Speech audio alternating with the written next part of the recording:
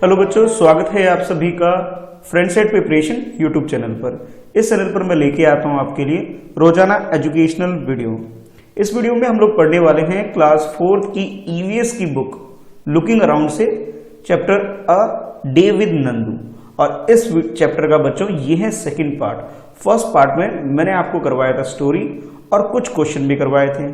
आज जो हम सेकंड पार्ट कर रहे हैं इसमें हम लोग करेंगे क्वेश्चन आंसर, यानी कि क्वेश्चन नंबर 1 से लेके 6 तक जो हमने फर्स्ट पार्ट में किया था बच्चों, उसके बाद इसे आगे कंटिन्यू करने वाला हूं। तो उम्मीद करता हूं आपने इसका जो फर्स्ट पार्ट है जरूर देखा होगा। अगर नहीं देखा है तो फिर इस वीडियो के बाद उसे जरूर देखना, लिंक नीचे मैंने डिस्क्रिप्शन में दे रखा है। ठीक है, चैनल पर पहली बार वीडियो देख रहे हो तो चैनल सब्सक्राइब जरूर कर लो और हाँ, वीडियो लाइक जरूर करना भाई। ठीक है, तो चलो फिर करते हैं सेकंड पार्ट स्टार्ट। और सेकंड पार्ट में सबसे पहले आपके लिए है एक क्वेश्चन, ठीक है, जो कि है आपके लिए क्वेश्चन नंबर 7। 6 तक तो हम लोगों ने पहले ही कर लिया था। तो क्वेश्चन पेपर में पढ़ के समझाता हूं कि आखिर ये क्वेश्चन नंबर 7 में आपसे पूछा क्या जा रहा है। क्वेश्चन कुछ इस तरह से है, do you also live in group. जिस तरह से नंदू जो है किसमें रहता था, ग्रुप में रहता था। ठीक है, उसी तरह आपसे पूछा जा रहा है कि आप लोग भी ग्रुप में रहते हो क्या। Do you like to live together like that. क्या आप लोग भी ग्रुप में रहना पसंद करते हो, ये आपसे पूछा जा रहा है। What do you think are the good and the bad point of living in group, right them.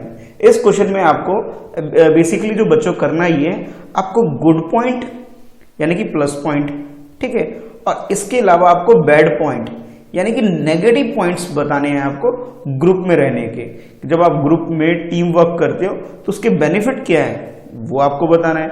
उसके अलावा आपको उसके नुकसान क्या है, बैड पॉइंट्स क्या है, ये भी आपको बताना है। ये है आपके लिए क्वेश्चन नंबर 7। ठीक है, तो सबसे पहले वीडियो को रोक के क्वेश्चन को नोट कर लो और उसके बाद भाई इस तरह से आपको आंसर लिखना है।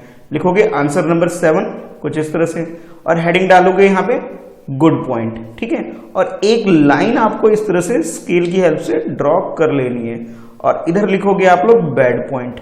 ठीक है बच्चों, तो फर्स्ट पॉइंट आपने लिखना ये है, we can talk to people as they are around us, we can share our feeling. ठीक है, जब आप ग्रुप में रहते हो बच्चों तो आप लोग क्या कर सकते हो, बातचीत कर सकते हो। यू कैन टॉक, आप लोग क्या कर सकते हो, बातचीत कर सकते हो, अपनी फीलिंग को शेयर कर सकते हो। ठीक है, अच्छा, उसके अलावा अगर मैं इसके बैड पॉइंट की बात करूं बच्चों तो मैं ये बोल सकता हूं कि भी जब हम बहुत ज्यादा बातचीत करते हैं तो कई बार क्या होती है, हमारी फाइट हो जाती है, बहसबाजी हो जाती है हमारी। तो ये ग्रुप के क्या है, डीमेरिट्स है यानी कि नेगेटिव पॉइंट है। प्लस पॉइंट ये है कि भी आप कुछ भी शेयर करना हो, आपको कोई भी बात अपने दोस्तों को बतानी है तो ग्रुप में रहने के ये फायदे हैं। ठीक है, अच्छा, सेकंड पॉइंट बच्चों, सेकंड पॉइंट आप ये लिख सकते हो, वी कैन शेयर अवर, चलो इसी के अंदर इंक्लूड कर लेते हैं इसे। सेकंड पॉइंट आप लिख सकते हो, cost of living can be reduce by sharing things. जब आप ग्रुप में रहते हो तो कोई भी चीज आप खरीद के जो लाते हो बच्चों, उसका जो कॉस्ट होता है वो शेयर हो जाता है। सब लोग मिलके खरीदते हैं तो भाई सबके खर्चे यानी एक्सपेंडिचर भी कम होता है। ये बेनिफिट है भाई ग्रुप में रहने के, उसके गुड पॉइंट है। अच्छा, अब बैड पॉइंट की बात करें तो आप ये कह सकते हो कि जो भी फूड या स्पेस है वो आपको शेयर करने पड़ेंगे भाई, वो आपको ज्यादा उसकी जरूरत पड़ेगी। ठीक है, अब एक आदमी है मान लो, तो उस एक रोटी या 2 रोटी में काम चल जाएगा उसका। लेकिन अगर 10 लोग हैं तो भाई सबके लिए रोटी बनाना मुश्किल का काम हो गया, है ना। तो यहाँ पे क्या है, आपके जो एफर्ट है यानी कि फूड स्पेस ज्यादा चाहिए, मतलब इसमें कह सकते हो ग्रुप में, तो ये नुकसान भी है इस ग्रुप के। ठीक है, अब देखते हैं थर्ड पॉइंट। थर्ड पॉइंट बच्चों आप लिख सकते हो कि we can feel safe and secure in a group. कि ग्रुप में रहने के फायदा ये होता है कि आप सेफर रहते हो, कोई आपका कुछ बिगाड़ नहीं सकता। क्यों, क्योंकि भाई आप टीम के अंदर हो, कोई आपको कुछ बोलेगा तो सब लोग आपके लिए खड़े हो सकते हैं। ठीक है, लेकिन अगर बैड पॉइंट की बात करें थर्ड नंबर पे बच्चों, तो आप कह सकते हो कि ग्रुप में आपको बहुत सारी चीजें एडजस्ट करनी पड़ेगी। तो आप लिख सकते हो, we have to adjust our self according to group. कि ग्रुप में कुछ लोगों को भाई कुछ चीजें पसंद होती है, किसी को कुछ चीजें नहीं पसंद होती है, लेकिन जब हम ग्रुप में काम करते हैं या रहते हैं तो हमें बहुत सारी चीजें एडजस्ट करनी पड़ती है, हमें उनके हिसाब से चलना पड़ता है भाई, थोड़ा सा कॉम्प्रोमाइज करना पड़ता है। ठीक है, अच्छा, अब फोर्थ पॉइंट अगर मैं बोलूं बच्चों तो आप ये कह सकते हो, we can help and get help to do different task. यानी कि जो भी काम आपको मिलता है बच्चों, उसमें आप लोग किसी की हेल्प भी कर सकते हो और कोई आपकी भी हेल्प कर सकता है। ये ग्रुप में बेनिफिट होते हैं, जो काम आपसे नहीं हो रहा है किसी की हेल्प ले सकते हो, ठीक है। अच्छा, अगर बैड पॉइंट की बात करें तो डिफरेंट ओपिनियन, यानी कि आप लोग कुछ और सोच रहे हो, दूसरा कुछ और सोच रहा है, तो इस तरह से ग्रुप में क्या होता है, सेपरेशन हो जाता है, मतलब अलग अलग लोग होने लग जाते हैं, ठीक है। तो ये बच्चों ग्रुप के गुड पॉइंट्स है लेफ्ट साइड में, ये जो लेफ्ट साइड में मैंने लिखा है ना गुड पॉइंट, ये गुड पॉइंट्स हैं, और ये है इसके बैड पॉइंट। जो राइट साइड में लिखा है बच्चों मैंने ये पॉइंट्स, ये क्या हो गए, इसके बैड पॉइंट हो गए, तो ये आपको लिख लेना है भाई, ठीक है। अब देखो भाई नेक्स्ट ये पिक्चर देखो भाई, बहुत सारे बच्चे आप में से ऐसे होंगे जो एलिफेंट राइड किया होगा या किसी और एनिमल के ऊपर भी चढ़ के कहीं ना कहीं घूमने गए होंगे भाई, ठीक है। अब आपको तो बहुत मजा आया होगा, लेकिन ये जो एलिफेंट है, ठीक है, क्या इसे मजा आया है? लगता तो नहीं है भाई कि इन्हें मजा आता है। कोई इसके पीठ पे बैठ जाए, इसे अच्छा लगेगा क्या? चलो इसी के रिगार्डिंग में अब आपके लिए क्वेश्चन है, और क्वेश्चन नंबर 8 आपसे ये पूछा जा रहा है, how do elephant feel when they are kept in a chain, discuss and share your feeling. कि जब आप किसी भी एलिफेंट को बांध के रखते हो, किसमें बांध के रखते हो, चेन वगैरह में या फिर किसी रोप रस्सी वगैरह में बांध के रखते हो, तो कैसा फील करते होंगे, उसके बारे में आपसे पूछा जा रहा है, ठीक है। तो ये है आपके लिए क्वेश्चन। देखो यहाँ पे भी देखोगे तो इसे रस्सी से बांध रखा है, ये देखो यहाँ बांध रखा है, गले के पास भी बांध रखा है, तो भाई ये सब चीजें जो इसके ऊपर हो रही है, ये कैसा फील करते होंगे? ऑब्वियस है, अच्छा फील नहीं करते होंगे। तो आप लिखोगे answer, this will make elephant feel sad and unhappy. Sad यानी कि दुखी, अगर वो भाई कोई उसे रस्सी से बांधेगा या कोई चेन से बांधेगा तो वो दुखी हो जाएंगे इससे, और अच्छा फील नहीं करेंगे, यानी कि खुश नहीं रहेंगे, वो दुखी सा फील करेंगे, ठीक है। Due to this elephant may react aggressively, और जब आप उसे बहुत देर तक बांध के रखोगे तो वो आपके ऊपर एग्रेसिव हो जाएंगे, यानी आप पे अटैक करने लग जाएंगे, आपको मारने लग जाएंगे, और ये जो चीजें हैं ये उसकी फीलिंग को डिप्रेस करती है, ठीक है, और उन पे गुस्सा भी आ जाता है, और इससे क्या हो सकता है, आपको नुकसान भी हो सकता है। यानी कि आप ये कह सकते हो बच्चों कि जब भी हम एलिफेंट या किसी भी एनिमल को चेन के अंदर बांध के रखेंगे तो वो सैड फील करेगा, अनहैप्पी फील करेगा, और इसकी वजह से आप कह सकते हो कि वो लोग कैसा रिएक्ट करेंगे, एग्रेसिव रिएक्ट करेंगे, यानी कि उनको बहुत गुस्सा आएगा और वो आपको नुकसान भी पहुंचा सकते हैं कोई ऐसे मूवमेंट करके, है ना। अच्छा, इसके अलावा एक बात आप और भी लिख सकते हो कि भी आप लोग क्या फील करते हो एनिमल के बारे में, कि उसे बांधा जाना चाहिए या नहीं बांधा जाना चाहिए, उसके बारे में। तो कह सकते हो, I strongly feel that just like any other living being, जैसे ह्यूमन बीइंग है, हम लोग हैं, या कुछ और लोग जो जानवर में कितने फ्रीली रहते हैं, उसी तरह जो एलिफेंट है बच्चों, एलिफेंट को भी उनकी भी फ्रीडम होनी चाहिए, उनकी डिजायर होनी चाहिए कि भी जो चाहे वो कर सके, जो खाना चाहे, जो खेलना चाहे, घूमना चाहे तो वो कर सके, यानी उनकी भी क्या होनी चाहिए, फ्रीडम होनी चाहिए बच्चों। जब उनकी फ्रीडम यानी उनकी आजादी होगी तब वो क्या होगा, अच्छा फील करेंगे, हैप्पी फील करेंगे। तो आप लिख सकते हो कि they should not be chained, यानी कि उन्हें चेन से बांधना नहीं जाना चाहिए। क्यों? क्योंकि भी उनकी भी तो डिजायर होगी ना, उनको भी घूमने का मन करता होगा, खेलने का मन करता होगा, है ना, इसलिए। चलो अब देखते हैं नेक्स्ट क्वेश्चन, क्वेश्चन नंबर 9, और ये है बच्चों आपकी बुक में क्वेश्चन नंबर 9 कुछ इस तरह से, have you ever taken a ride on elephant. अब देखो ये जो पिक्चर आपने देखा था जिसमें ये लोग क्या कर रहे हैं, राइडिंग कर रहे हैं, किसके ऊपर, एलिफेंट के ऊपर। तो आपसे पूछा जा रहा है कि भाई आपने कभी एलिफेंट के ऊपर राइडिंग करी है, तो वो बताओ। यानी आपका आंसर यस भी हो सकता है या फिर नो भी हो सकता है। अगर यस है आपका आंसर तो आपको बताना है हाउ डिड इट फील, आपने कैसा फील किया, आपको कैसा लगा, ये बताओ भाई। तो सबसे पहले मैं मान लेता हूं कि आपने क्या किया, एलिफेंट राइडिंग कर रखी है, तो मैंने यस लिख दिया। अगर नहीं कर रखी है तो क्या करोगे, अपना आंसर नो लिख लोगे कि yes I have taken a ride on elephant and I felt thrilling and exciting. ठीक है, कि आप लोगों ने बहुत मजेदार फील किया, अच्छा फील किया, हैप्पी फील किया जब आप लोगों ने एलिफेंट राइडिंग करी। अगर किसी को अच्छा नहीं लगा तो वो लोग भी क्या लिख सकते हैं, बैड लिख सकते हैं, नहीं सर हमारे लिए तो डेंजरस था, मुझे डर लग रहा था गिरने में। तो ये सब बातें आप इसके अंदर लिख सकते हो, ठीक है। अच्छा, अब देखो नेक्स्ट क्वेश्चन, क्वेश्चन नंबर 10। इसमें आपसे पूछा जा रहा है which animal have you set on, यानी कि उन सारे एनिमल के आपको नेम लिखने हैं बच्चों, जिसके ऊपर आप बैठ सकते हो, राइट देयर नेम्स, जिसके ऊपर आप राइडिंग कर सकते हो, बैठ सकते हो, उस एनिमल्स के आपको नेम लिखने हैं इसके अंदर। फॉर एग्जाम्पल जैसे मैं बोलूं, हॉर्स के ऊपर हॉर्स राइडिंग कर सकते हो, एलिफेंट के ऊपर राइडिंग कर सकते हो, कैमल के ऊपर भी राइडिंग कर सकते हो, बेफेलो के ऊपर राइडिंग कर सकते हो। तो इन सारे एनिमल के आपको नाम लिखने हैं। आप लिख सकते हो जिस तरह कि आई हैव सेट ऑन, कि मैं किस किस के ऊपर बैठा हूं, हॉर्स के ऊपर, एलिफेंट के ऊपर, कैमल के ऊपर, बेफेलो के ऊपर यानी घोड़े के ऊपर, हाथी के ऊपर, ऊंट के ऊपर, या फिर भैंस के ऊपर भी अगर बैठे हो तो उसका नाम लिख सकते हो, ठीक है। अच्छा, मुझे कमेंट करके बताना भाई कि आप में से कितने बच्चों ने हॉर्स राइडिंग या फिर किसी भी एनिमल के ऊपर राइडिंग कर रखी है, ठीक है। मुझे कमेंट बॉक्स में बताना, ठीक है, मैं पढ़ूंगा आपके कमेंट। चलो अब देखते हैं नेक्स्ट क्वेश्चन नंबर 10 के बाद क्वेश्चन नंबर 11। तो ये है बच्चों आपके लिए क्वेश्चन नंबर 11। इसमें आपसे पूछा जा रहा है you must have seen many animal around you. आप लोगों ने भी एनिमल तो देखे ही होंगे, बिल्कुल देखा होगा, ठीक है। In book, in movie, some may be alone, some in a group. जो आप लोगों ने देखा होगा, बुक के अंदर देखा होगा आपने, मूवीज में देखा होगा आपने, ठीक है। आपने देखा होगा कुछ एनिमल ऐसे हैं जो अलोन यानी अकेले रहते हैं, और कुछ एनिमल आपने देखा होंगे जो कि ग्रुप में रहते हैं, ठीक है।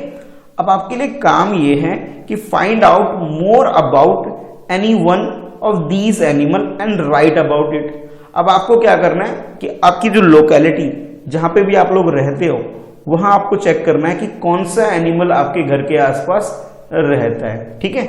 उस एनिमल को ढूंढना है भी, देखना है, और उसके बारे में 4, 5, 6 सेंटेंस आपको लिखने हैं, ठीक है। कुछ इस तरह से लिख सकते हो आप। पहले क्वेश्चन लिखोगे, उसके बाद आंसर। देखो ऐसे कि आई मेजरली सी डॉग अराउंड मी, कि मैंने ज्यादातर जो देखा है, किसको देखा, मैंने डॉग को देखा है, क्योंकि हमारे इंडिया में डॉग भाई आपको इजीली अवेलेबल मिल जाएंगे, हर जगह देखने को मिल जाएंगे। तो मैंने क्या किया, लिख दिया यहाँ पे डॉग देखा है मैंने अपने घर के आसपास। दे आर 4 फीट एनिमल, और ये जो डॉग होता है उसके 4 पैर होते हैं भाई, ठीक है। एक सेंटेंस हो गया। Who sleep during the day for 4 to 5 hour, और जो डॉग हैं वो दिन में सोते हैं 4 से 5 आवर से होते हैं, ज्यादा नहीं सोते वो, सिर्फ 4 और 5 आवर। और कब सोते हैं, दिन में सोते हैं। They eat meat, rice, milk, bread. अब ये चीजें क्या है जो कि डॉग खाना खाता है, वो मीट भी खा लेता है, राइस यानी चावल भी खा लेता है, दूध भी पी लेता है, ब्रेड भी खा लेता है, और जो भी चीज उसे मिल जाए वो सारी चीजें वो खा लेता है, ठीक है। अच्छा, इसके अलावा आप कह सकते हो as they are active during the night. अब रात को ये लोग बहुत एक्टिव हो जाते हैं। कौन, डॉग बहुत एक्टिव हो जाते हैं। दे गिव अस सिक्योरिटी, वो हमें क्या करते हैं, सिक्योरिटी दे देते हैं, यानी कि एक तरह से कह सकते हो वो सिक्योरिटी गार्ड का काम करते हैं। किससे, from thieves, and also keep eye on our house, और हमारे घरों का ध्यान रखते हैं कि कोई चोर वगैरह ना आ जाए, उसका भी ध्यान रखते हैं। कौन, डॉग, ठीक है। तो अब ये कुछ लाइन, आप कुछ सेंटेंस आप लोग लिख सकते हो। देखो बच्चों, मैंने तो डॉग के ऊपर करा है, आप चाहो तो कैट के ऊपर भी लिख सकते हो, ठीक है। किसी और एनिमल के ऊपर लिखना चाहो तो उसके ऊपर भी लिख सकते हो, लेकिन जो डॉग है यानी जो कुत्ता है वो हमारे घर के आसपास देखने को मिल जाता है, इसलिए मैंने आपको डॉग के बारे में लिखवाया है, ठीक है। चलो अब देखते हैं नेक्स्ट टॉपिक क्या है और आपके लिए क्या क्वेश्चन है। तो टॉपिक है आपकी बुक में नेक्स्ट, थिंक एंड राइट। पहले आपको सोचना है, ठीक है, थिंक यानी सोचना है पहले, उसके बाद लिखना है, ठीक है। तो अभी तक जो प्रीवियस क्वेश्चन बच्चों हम लोगों ने किया था ये था क्वेश्चन नंबर 11, ठीक है। अब ये जो क्वेश्चन आपको दिख रहा है बच्चों, ये वाला क्वेश्चन, ये तो हो जाएगा आपका नंबर, क्वेश्चन नंबर 12 हो जाएगा। उसके बाद ये वाला मैं कर लेता हूं, क्वेश्चन नंबर 13 हो जाएगा आपके लिए, ठीक है। ये आपके लिए क्वेश्चन नंबर 14 हो जाएगा भाई, और ये आपके लिए हो जाएगा क्वेश्चन नंबर 15 हो जाएगा, ठीक है। चलो अब एक एक करके करते हैं। सबसे पहले ये क्वेश्चन नंबर 12 करते हैं बच्चे। कि मैंने यहाँ पे भी आपके लिए टाइप कर दिया है, why do you think egret is sitting on the buffalo. कि भाई ये जो पिक्चर आप देखोगे बच्चों, इस पिक्चर में देखो ये तो बेफेलो है और ये बगुला यानी इग्रेट ये उसके ऊपर बैठा हुआ है, मतलब एक तरह से इसके ऊपर राइडिंग करने लग रहा है। ऐसा ये लोग क्यों करते हैं, ये इसे क्यों बैठने दे रहा है या फिर ये इसके ऊपर क्यों बैठी हुई है, इसके बारे में आपसे क्वेश्चन पूछा जा रहा है। भाई आपको 1 या 2 सेंटेंस में लिखना है बच्चों। तो आप लोग लिख सकते हो इसका आंसर कि the main reason why egret sits on the buffalo is to eat flies. जो इग्रेट है यानी जो बगुला है वो क्या करती है, जो इंसेक्ट वगैरह होते हैं, कीड़े मकोड़े होते हैं, उसको खाने के लिए उसके ऊपर बैठती है, ताकि उसके ऊपर बैठ के, बफेलो के ऊपर बैठ के उसे इन सब की ये सब दिखाई देते हैं, जिससे वो ग्रासोफर और जो भी कीट मकोड़े हैं उनको देख लेती है और फटाफट उसे पकड़ के खा लेती है। ठीक है, यानी कि ये जो इग्रेट है यानी कि बगुला है, इसको ये बेनिफिट हो जाता है कि घास में जब भी कोई कीड़े मकोड़े उसे दिखेंगी उसे देख के खा लेंगे। अब by this way egret gets its food, उसे क्या मिल जाता है, फूड यानी कि खाना मिल जाता है। और as the buffalo get rid of germs and dirty, जो बेफेलो है इसे तो भी ग्रास पसंद है, ठीक है, सिर्फ और सिर्फ घास पसंद है बच्चों, और उसे भी नीट एंड क्लीन घास मिल जाते हैं जिसमें कोई कीड़ा लगा हुआ नहीं होता है। ठीक है, यानी कि उसके अंदर कोई भी जम्स वगैरह या फिर डर्टी चीजें नहीं होती है। यानी कि आप ये कह सकते हो कि दोनों को बेनिफिट होता है। ठीक है, इसको तो भाई घास वगैरह खाने को मिल जाएंगे इधर, और इसे कीड़े मकोड़े खाने को मिल जाएंगे, तो दोनों को बेनिफिट हो जाता है। ठीक है, तो इस तरह से इसका आंसर आप लोग लिख सकते हो। अच्छा, अब देखो नेक्स्ट क्वेश्चन नंबर 13 देखो बच्चों। Have you seen any animal riding on another animal? कि आपने जिस तरह से ये ईग्रेट है, इस तरह से या बेफेलो के अलावा किसी एनिमल को आपने ऐसे राइडिंग करते हुए देखा है? तो आपसे पूछा जा रहा है कि राइट इट्स नेम, आपको उसके नेम लिखने हैं। ठीक है, किस किस का नाम लिखना है? First the animal which is riding, यानी कि जोन सा एनिमल राइडिंग कर रहा है।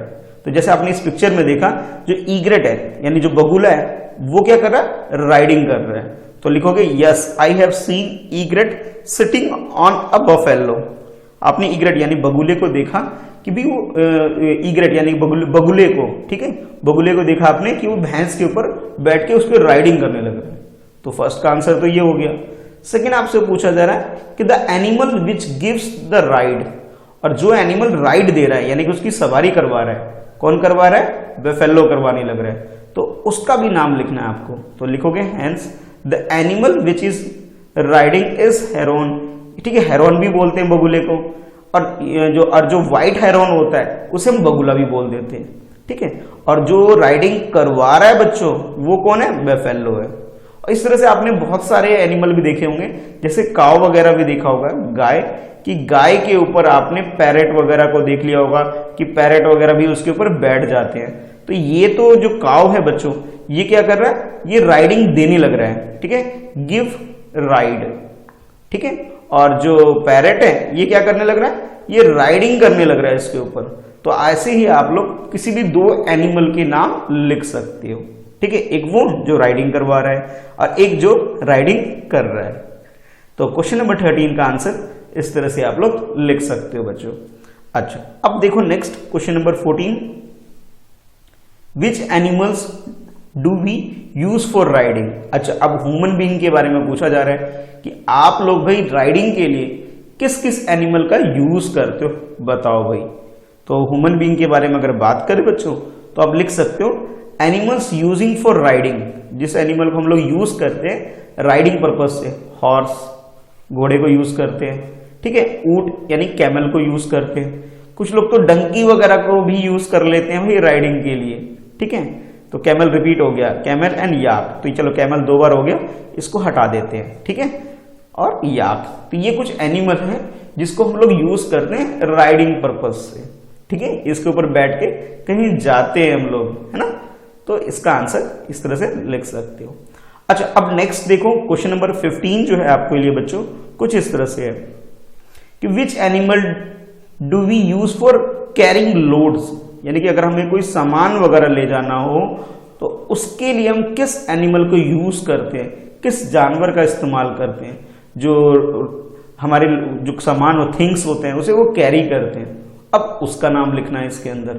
ठीक है, तो आप लिख सकते हो कि आंसर में फॉर कैरिंग लोड्स, यानी कि सामान को कैरी करने के लिए, उठाने ले जाने के लिए हम लोग बफेलो का यूज करते हैं, एलिफेंट का यूज करते हैं, हॉर्स का यूज करते हैं, ठीक है, डंकी का यूज करते हैं, याक का यूज करते हैं, कैमल का यूज करते हैं, यानी कि these are the name of animal which we use for carrying loads. हम लोग अपने सामान को उठाने के लिए भी इन जानवरों का इस्तेमाल करते हैं। फर्स्ट ये हो गया, सेकंड एलिफेंट हो गया, थर्ड हॉर्स हो गया, फोर्थ डंकी हो गया, फिफ्थ याक हो गया, सिक्स कैमल हो गया, और आप चाहो तो कुछ और भी एनिमल के नेम ऐड कर सकते हो इसके अंदर।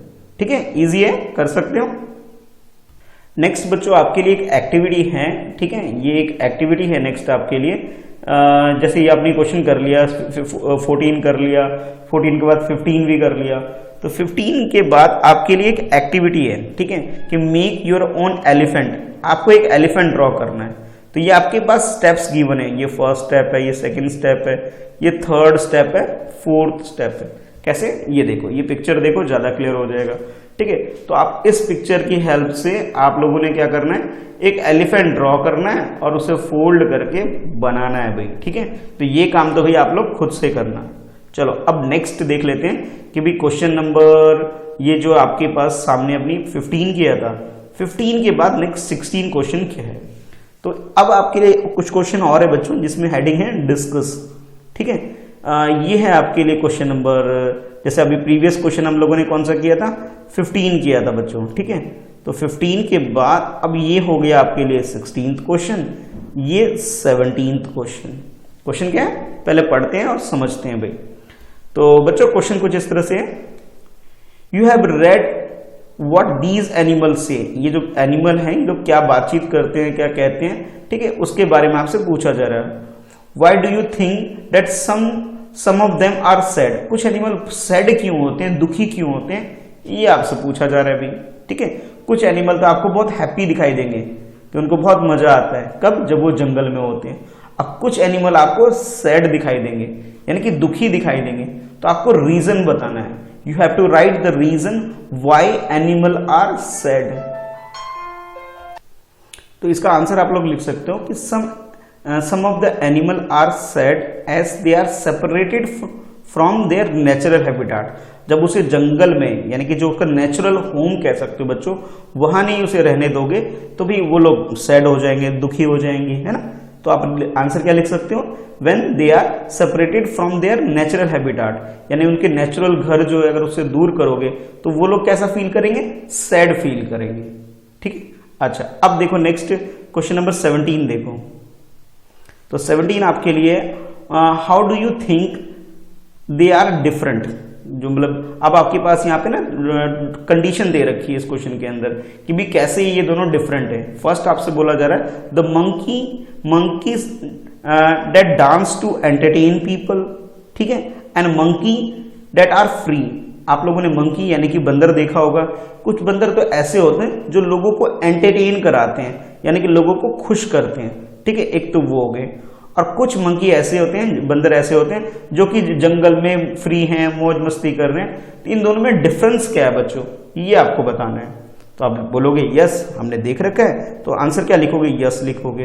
हाँ, दे बोथ आर डिफरेंट, यानी कि जो एक तो जंगल में रह रहा है और एक किसको किसी ने बांध के अपने पास रखा हुआ है कि लोगों को एंटरटेन करो, लोगों की मौज मस्ती कराओ।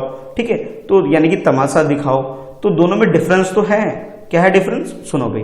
The monkey that are free, जो मंकी फ्री हैं, आजाद हैं, अपनी मर्जी से घूम रहे हैं, फिर रहे हैं, वो क्या होगा, ज्यादा हैप्पी होंगे। तो आप कह सकते हो the monkeys that are free are happier in comparison to those that dance to entertain. यानी कि अगर इस बंदर की बात करें तो भाई ये बंदर जो एंटरटेन कर रहा है दूसरे को, उसको तो लोगों ने बांध के रखा हुआ है, वो पेड़ पे नहीं चढ़ सकता, मौज मस्ती नहीं कर सकता, खेल कूद नहीं कर सकता, तो वो क्या होगा, सैड होगा बच्चों। और जो फ्री है वो कैसा होगा, हैप्पी होगा वो। ठीक है, वो बहुत ज्यादा खुश होगा। तो आप कह सकते हो the monkey that are free are happier in comparison of those the monkey dance to entertain. ठीक है, तो इस तरह से आप इसका आंसर लिख सकते हो। ठीक है, तो बच्चों ये था आपका इस चैप्टर के सारे क्वेश्चन मैंने आपको करवा दिए। अब लास्ट में बच्चों एक पजल है आप लोगों के लिए, जिसे आप लोग क्वेश्चन नंबर 18 भी बोल सकते हो, जिसमें आपको बताना है कि how many legs does elephant have. ये जो एलिफेंट आपको दिखाई दे रहा है इसको ध्यान से देखो भाई इस पिक्चर को, और मुझे बताना कि भी नंबर ऑफ लेग आपको कितने दिखाई दे रहे हैं। ठीक है, ये मुझे नीचे कमेंट बॉक्स में बताना बच्चों। ठीक है, आपके लिए एक छोटा सा पजल है, काउंट करो भाई कितने लेग आपको दिख रहे हैं। ठीक है, ये पेंटिंग कुछ या ड्राइंग कुछ इस टाइप की है, इसमें कंफ्यूजन हो सकती है, तो अच्छे से काउंट करना और मुझे बताना।